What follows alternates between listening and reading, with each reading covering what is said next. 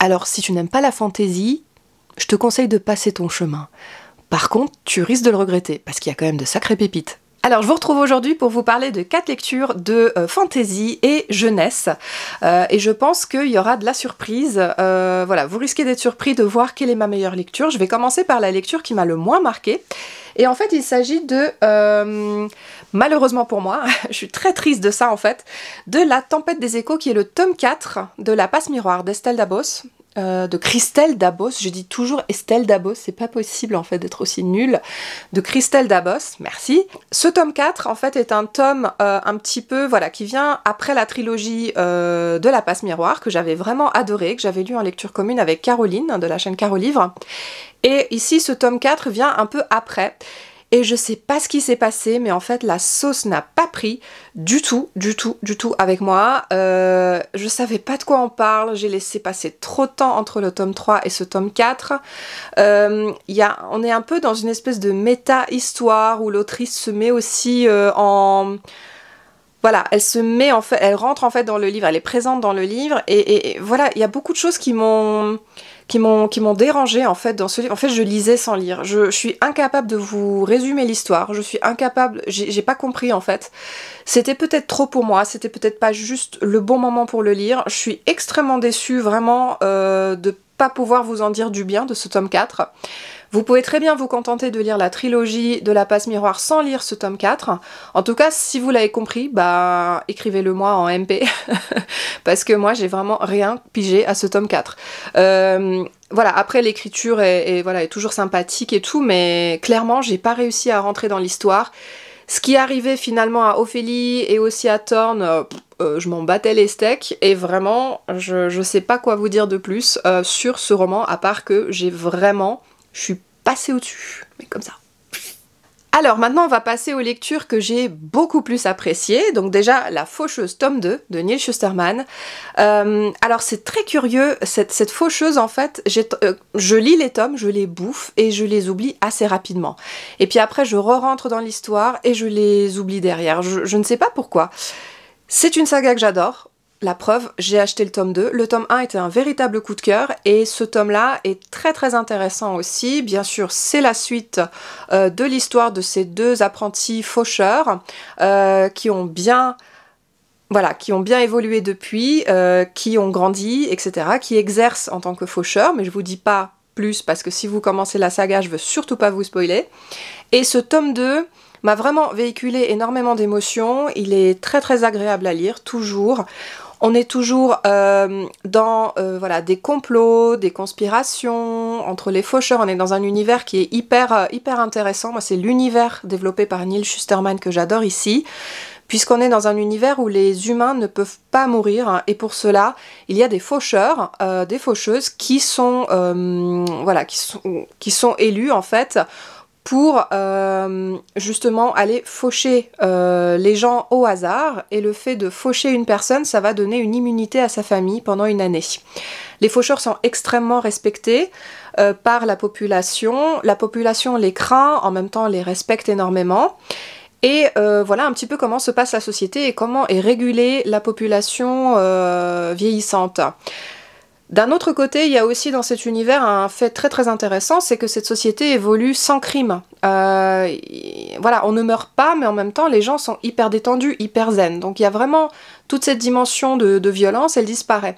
Donc déjà, on part d'un postulat qui est un univers qui est hyper cohérent, qui est hyper intéressant, et qui est surtout régi par une intelligence artificielle. Cette intelligence artificielle, c'est elle qui est vraiment...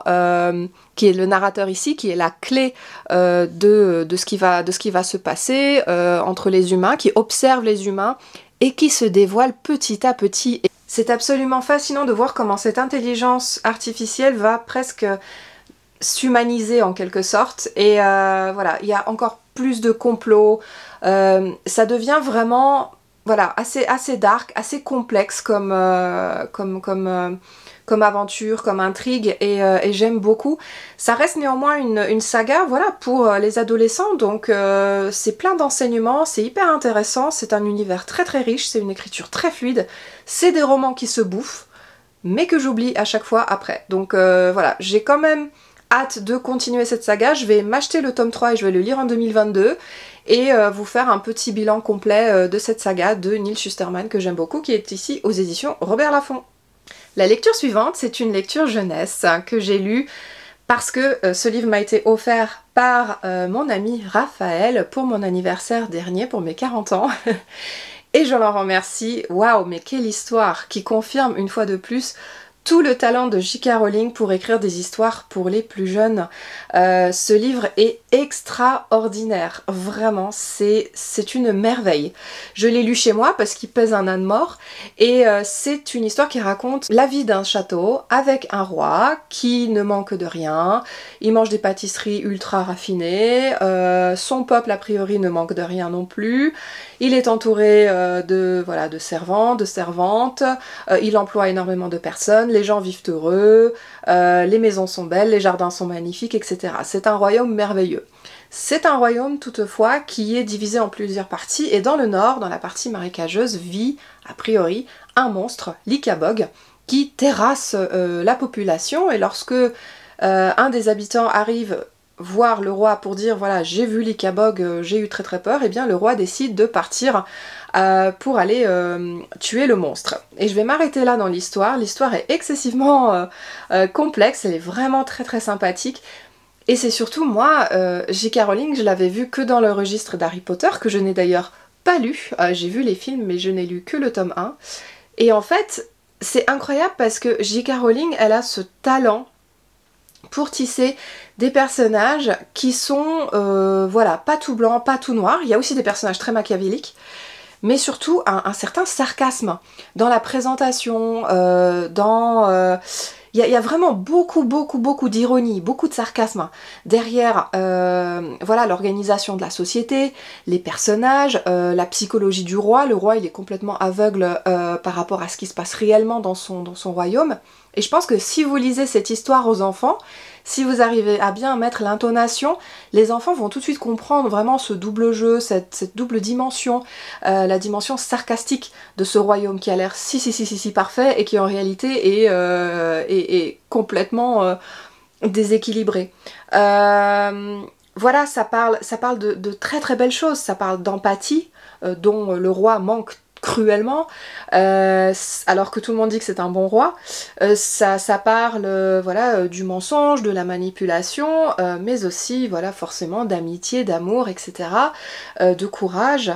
Donc c'est un roman que je désire vraiment que tous les enfants, faudrait qu'ils connaissent cette histoire, c'est formidable, c'était vraiment une excellente lecture, et pourtant je suis pas du tout roman jeunesse, hein. Vous en verrez pas beaucoup sur ma chaîne, j'en lis pas du tout, mais là vraiment j'ai adoré cette histoire, c'est un coup de cœur, vraiment, je le lirai à mes enfants, si un jour j'ai des enfants, c'est sûr, et je vous le conseille 1000 fois si vous vous intéressez à la littérature jeunesse.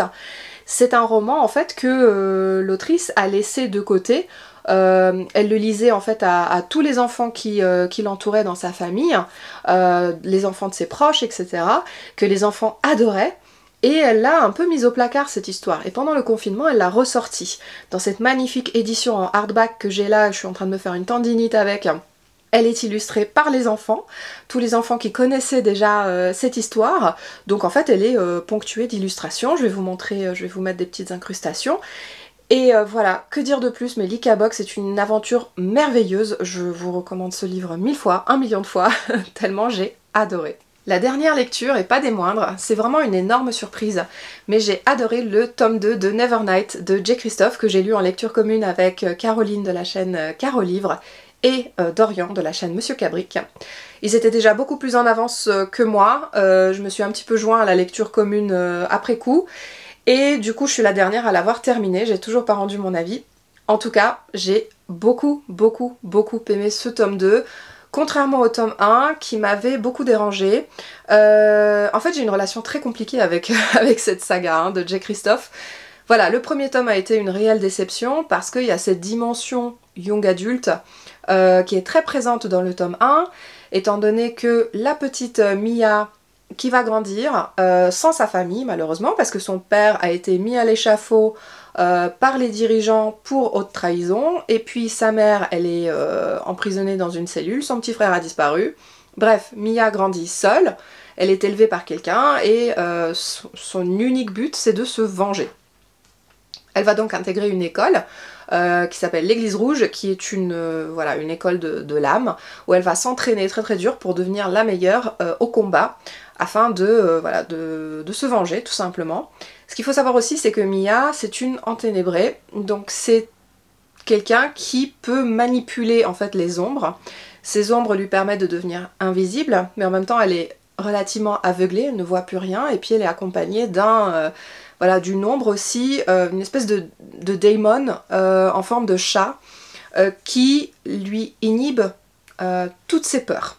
Donc en fait, Mia, elle a pas peur, elle est fearless, elle est juste trop badass. C'est un personnage très attachant, c'est un personnage qui est complexe, c'est un personnage qui est très très fort et en même temps qui est toujours surprenante en fait.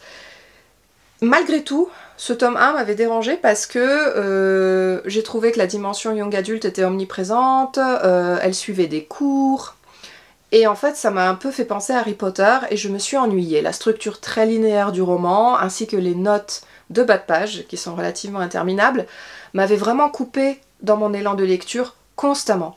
Et dans ce tome 2, déjà les notes de bas de page sont moins présentes, et en plus de ça, là on s'approche pratiquement d'un roman adulte. En fait c'est tellement sanglant que moi je le ferais pas lire à mes gosses, voilà, même s'ils avaient 20 ans quoi. Enfin c'est très très sanglant, il y a des têtes coupées, il y a du sang qui gicle partout, il y a des scènes absolument immondes, notamment de pansement des plaies.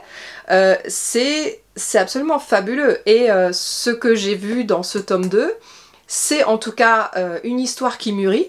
Déjà des jeux entre le passé et le présent qui sont un petit peu plus présents, donc une structure moins linéaire du roman. Certes, l'écriture de Jay Kristoff, je la trouve toujours peu fluide, et peut-être c'est dû à la traduction, mais il y a certaines phrases qui sont un non-sens, voilà, j'ai un peu trébuché sur certaines phrases, il y a aussi des fautes de frappe, des fautes d'orthographe, mais voilà, ça se lit beaucoup mieux et j'ai vraiment été prise dans l'histoire. Déjà j'étais d'empathie pour Mia, parce que c'est un personnage que je trouve super attachant, et là, malgré encore des éléments young adultes, des triangles amoureux, voilà, des scènes un peu de fesses trop développées, trop de descriptions des scènes de fesses, mais malgré tout, j'ai vraiment adhéré à l'histoire quoi. Là, je peux pas vous en dire plus parce que c'est un tome 2, je veux vraiment pas vous spoiler ce qui se passe dans ce roman, mais Mia, il lui arrive vraiment que des merdes, que des merdes. Et voilà, c'est incroyable de la voir grandir, de voir ce qu'elle devient, de voir à quel point elle est forte, de voir à quel point elle se bat, elle va devenir en fait une gladiati. Et voilà, vous allez avoir des grosses scènes de combat, vous allez avoir des trahisons, des personnages mystérieux, des personnages qui s'en vont, des personnages qui reviennent. J'ai vraiment été bluffée, il y a beaucoup de révélations à la fin du roman. Et moi, j'ai bouffé ce roman vraiment du début à la fin. J'ai pas trouvé qu'il y avait de temps mort, j'ai pas trouvé que ça traînait en longueur, j'ai pas trouvé... voilà, j'ai vraiment été prise complètement par cette histoire, du début à la fin. J'ai trouvé tout intéressant dans ce livre. Voilà, même les relations, à un moment dans l'histoire, elle est sur un bateau, etc. Bon, moi j'ai trouvé vraiment ça passionnant, et je recommande vraiment la lecture de Nevernight, parce que c'est une saga qui continue, il y a le tome 3 qui va bientôt sortir, et ouais, c'est chez De Saxus, c'est énormissime, vraiment c'est une petite pépite.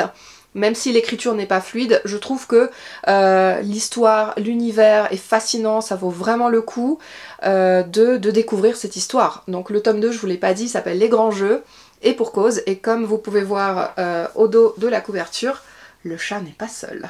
Ce que j'ai adoré aussi dans cette histoire, c'est le fait que Mia met finalement un peu d'eau dans son vin, et du vin pourtant elle en boit pas mal. Elle réalise que peut-être sa destinée c'est pas que ça, c'est pas que la vengeance. Et de toute façon il y a tellement de révélations dans ce livre, surtout à la fin, que vraiment on est bluffé par la complexité de cette histoire, des personnages. Il y a des personnages qui la trahissent, clairement, il y a des personnages qui vont faire exactement l'inverse. Et voilà, c'est une histoire surprenante, il y a un très beau cliffhanger à la fin du roman, on a hâte d'avoir la suite et de découvrir un petit peu quelle sera la suite et fin des aventures de Mia. Voilà, bah écoutez, j'espère que ce petit point lecture spécial fantasy vous aura plu. J'ai eu un peu de mal à parler de certains livres parce que ils sont malheureusement pas beaucoup restés dans ma mémoire. Mais en tout cas, j'ai eu vraiment de très belles lectures et j'ai hâte de continuer à lire des pavasses comme ça en 2022 parce que finalement, bah, j'y prends énormément de plaisir et voilà, tant que ça se bouffe, tant que ça se lit vite, moi ça me va parfaitement. Je vous retrouve pour ma part dans une prochaine vidéo qui sera probablement un vlog, mais peut-être pas, on verra.